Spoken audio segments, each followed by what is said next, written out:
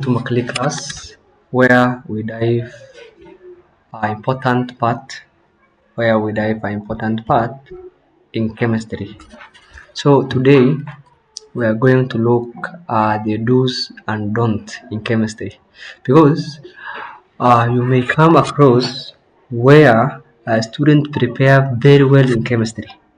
For example, during exams is scoring A minus, B plus, but during KCSE something happened where a student who could score A in chemistry during normal exams is scores KCSE like C plus or C plane. The result it become upside down. So the do's and don'ts are: number one, when you write chemical equations. Chemical equations, first of all, it must be well balanced. If it's not well balanced, a chemical equation that are not supposed to be there. Well balanced, it is called half marks. It is called half marks. Number two is a chemical symbol must be well written. That is, uh, for example, if it is supposed to start the first letter as a capital letter, followed by it must start with capital letter, and if it is two letters, must start with capital letter, and second letter must be a small letter. For example, what do I mean? If you are talking like carbon, if you are talking like carbon, we just write a capital letter like this. If you are writing, for example, sodium or potassium, calcium, so we write capital K, then small a. Sodium likewise like this. Sodium like that. So, for example, if a student write like this, sodium N capital A, he will never get that student marks. The chemical symbols used in chemical equation must have the same font size. This is very important, by the way. Student mtu anaweza andika tu for example zinc, mtu anaweza andika tu zinc capital Z hivi then aandike small n hivi. This is wrong, my friend. This is wrong. The correct font size is this, like this. So angalia zinc HCl, look at this. The way HC and L are the same font. Zinc chloride, look at this. H2, look at this. So this they must have the same font size. Look at this. The wrong font size ni gani? Ni kama hii. Angalia, look at this. Zinc vile imeandikwa. Zinc small letter na small letter. Na tulikuwa tumesema nini? The first mistake is if a symbol has two letters, the first letter must start with capital letter. So this student failed like that. Another one is the symbols or state symbols and balancing equation must not be in contact. So lazima zikuwe na space kidogo, zikuwe contact sana. So it must have contact. The L should not have a tail. L ufai kuandika hivi like capital letters. Look at this. Chlorine, this is the correct one. And this element, look at this. C and L, they have the same font size. So aluminium, chlorine, this is a wrong way of writing letter. Use the capital letter. You don't supposed to use the capital letter. So aluminium, the correct way is like this, and chlorine, the correct way is like this. Equation which are well balanced but have wrong or missing state symbols. Tuseme, the equation that you write, it is very correct, but it has wrong state symbols. So that one, if it is 1 marks, you score half marks. Half marks imeenda hivyo. Except kama ni organic haina shida. Then another mistake is chemical equation that are not simplified do not score. If the balancing of the equation, the way you balance, if you are not simplified, you will not score. For example, look at this. If the equation is 4 hydrogen, 2 oxygen, and 4 hydrogen, you have to balance. This is wrong. Look at you have to simplify it. I mean, so you have to say by 2 1. Look at this by 2 2. Look at this koju. Yeah, this is by 2 2 koju. So that's the correct way that you have to write. That you have to write. I think student you are getting it.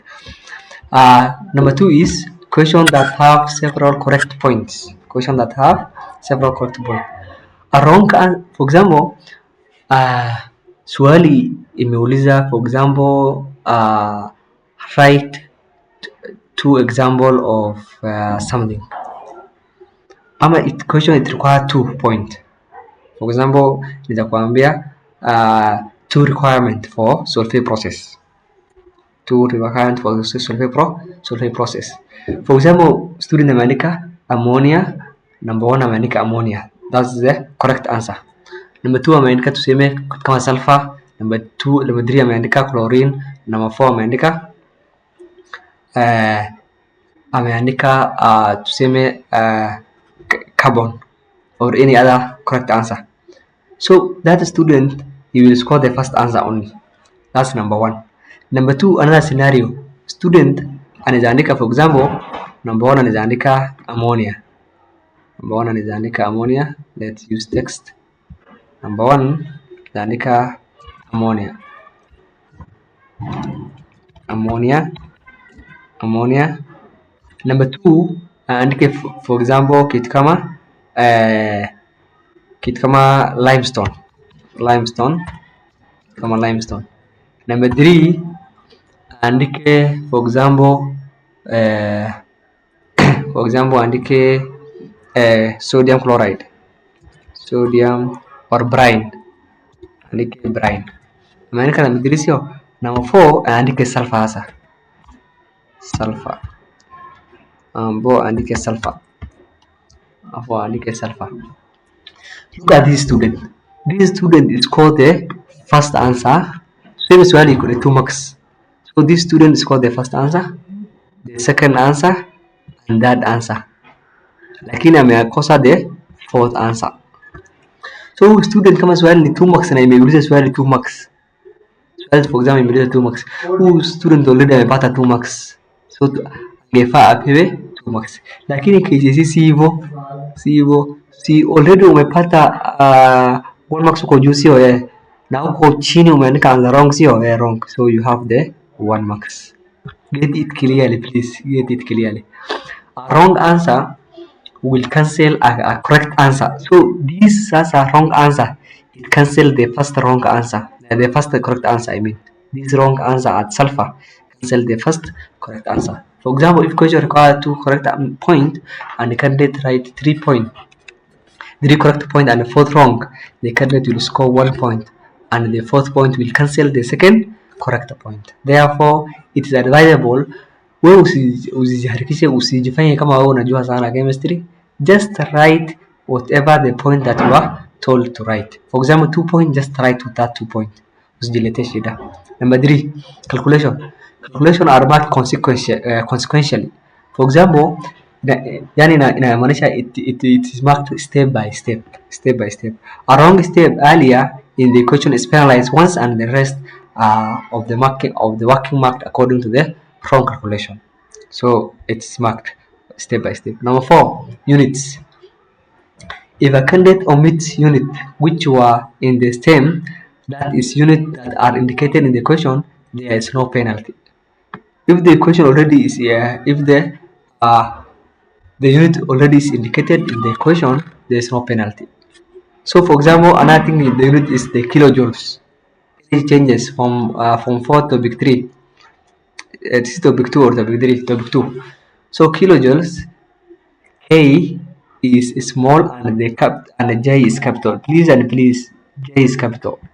And that is this question that tested both paper 1 and paper 2.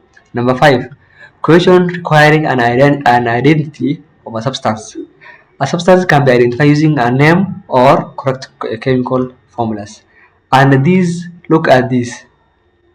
If the question require identity, for example, identify the substance, you can identify using the name or the correct chemical formula. So you will get this the correct answer.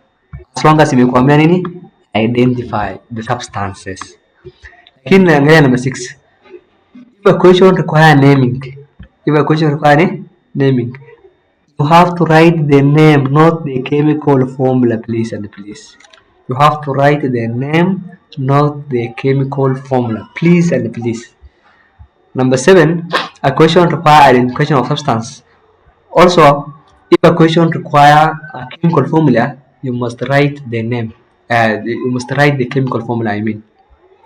So here, numbers 5 and number 6, we have 3 different questions.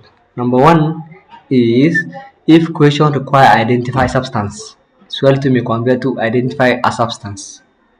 So substance sasa ikuambia you can identify it either using name or correct formula. Hiyo haina shida. Hiyo ni step number 1. Step number 2 is question imekuuliza tu name peke yake. Name this. For example, kama ni ammonia, andika ammonia in name full. Kama imekuambia another question ya tatu sasa. If it is ask you if question ask that if question is asking about the name the chemical name, andika the chemical name. Write the chemical name for ammonia, NH3. For example, if it's ammonia. Then if it's ammonia, then that one is number 7. Question requiring identification of substance that can exist in either dilute or concentrated form. For example, this is the like of acids. Acid can exist in 2 forms. It can exist in either dilute form or aqueous form. So if a student commits himself or herself to answer must be correct. The answer must be correct one. Example, identify liquid X. Already umeambia liquid X.